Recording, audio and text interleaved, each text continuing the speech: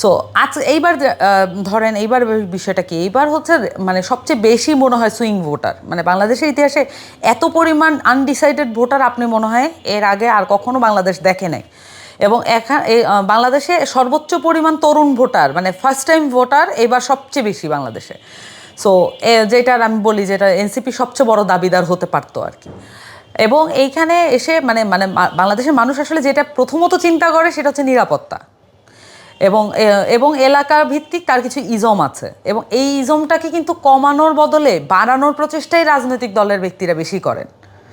যে যদি এলাকার ইজম থাকে, শুধুমাত্র এলাকার ইজম শুধু এটা জেলা ভিত্তিক না, এটা বিভাগ কেন্দ্রিকও হয়। যদি জেলার কোনো নেতা না পাওয়া যায় তাহলে সেক্ষেত্রে বিভাগেও তারা খোঁজার চেষ্টা করেন যে আমার বিভাগের কে আছেন।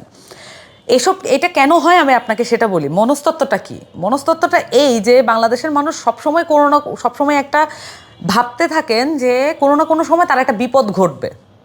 সো এই বিপদ থেকে উদ্ধারের জন্য তার হয় একটা একটা থানায় যাওয়া লাগবে, না হলে তার একটা সচিবালয়ে যাওয়া লাগবে, না হলে কোনো একটা মন্ত্রণালয়ের কাজে যাওয়া লাগবে, কোনো না কোনো জায়গায় তার একটা সরকারি প্রতিষ্ঠান ডিসি অফিসে যাওয়া লাগবে। তখন আসলে তিনি কিভাবে এই বিপদ থেকে উদ্ধার হবেন? উদ্ধার হতে গেলে স্বাভাবিকভাবে সবসময় কোনো না কোনো পলিটিক্যাল পার্টির কোনো নেতাকে ধরে যেতে হয়, না হলে আপনি ওখানে গুরুত্ব পাবেন না। এই প্রশাসনিক এই যে প্রতিষ্ঠানগুলো, এগুলোকে তো আমরা স্বাধীন করি নাই, বরঞ্চ আমাদের পলিটিক্যাল পার্টির নেতারা বরঞ্চ ভাগযোগ এভাবে করেন যে আমার কয়টা লোক আমি বসাতে পারলাম কি পারলাম না, এটা দিয়ে তারা হিসাব করেন। ফলত যেটা হয় যে বাংলাদেশের মানুষের মাইন্ডসেটটাই এমন হয়ে গেছে যে যদি আমি যদি কোনো বিপদে পড়িও, নিরাপত্তার কোনো শঙ্কা যদি আমার হয়ও, তাহলে আমি কিভাবে আমার ক্যাপাসিটিতে আমি নিরাপত্তাটাকে আদায় করতে পারবো, সেই জায়গা থেকে তারা কিন্তু এলাকারিজম এবং বিভিন্ন দলকে বিবেচনা করেন। আমার কাছে মনে হয় যে একদম ফিক্সড দলের ভোটার যারা আছেন, এগুলো কিছু কিছু মাত্রায় থাকতে পারে, কিন্তু বাংলাদেশে আসলে ভোটারদেরকে যে পরিমাণ, আমাদের দেশের মানুষজনকে, এরা তো আসলে আপনার রাষ্ট্রের বৈধ নাগরিক, তাদেরকে আপনি ফিক্সড দলের ভোটার হিসেবে যখন বলেন, তখন কিন্তু আপনি অলরেডি তার সম্মান মর্যাদা অলরেডি সেটাকে আপনি খারিজ করে ফেলে তারপরে আলাপটা করছেন। সো আমার কাছে মনে হয় যে এই মানুষগুলো যখন বিবেচনা করেন, এটাতে একটা ধরনের অভ্যস্ততা চলে আসে।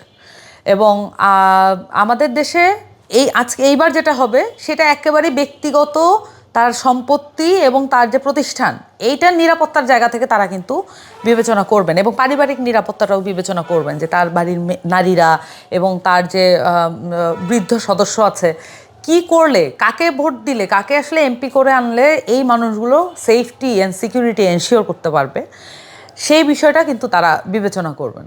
সো আমার কাছে মনে হয় যে এটার কোনো সুনির্দিষ্ট নীতিমালা নাই তাদের মাথায়, আসলে কেউই ম্যানিফেস্টো দেখছেন না। এবং এটা মোটামুটি ক্লিয়ার যে আমাদের দেশের মানুষ ক্লিয়ারলি ম্যানিফেস্টো দেখে কোনো রাজনৈতিক দলকে বিবেচনা করা, এইটা খুব কম ক্ষেত্রেই ঘটে, এবং এটাকে উৎসাহমূলক জায়গায়ও কিন্তু নেওয়া হয় না, কারণ সবসময় ওই যে চড়া মন্তব্য এবং মানে বড় মিছিল, এগুলো দিয়ে এক ধরনের ইমপ্রেস করার ব্যাপার থাকে।